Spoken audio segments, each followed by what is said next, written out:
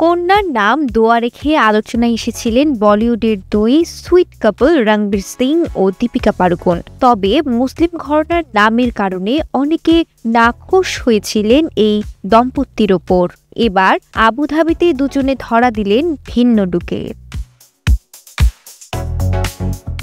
সম্প্রতি এক ভিডিওতে দেখা গেছে হিজাব পরেন দীপিকা, অন্যদিকে রণবীরের মুখে লম্বা দাড়ি। দুজনে ঘুরে ঘুরে আবুধাবির শহর দেখাচ্ছেন দর্শকদেরকে, যা দেখে কৌতূহলী হয়ে পড়েছেন নেটিজেনরা।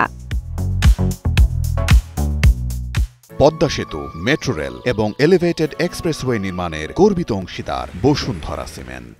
মূলত এটি ছিল একটি বিজ্ঞাপন। আবুধাবির পর্যটন বিভাগের জন্য একটি বিজ্ঞাপন করেছেন তারা।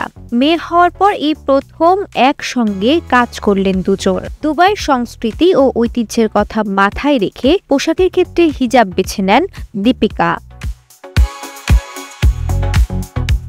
দীপিকার নতুন এই রূপ দেখে নেটিজেনরা লিখছেন, মাশাআল্লাহ, অপূর্ব লাগছে। আবার কারো মতে হিজাবে যেন আরো বেশি সুন্দর লাগছে দীপিকা পাড়ুকোনকে।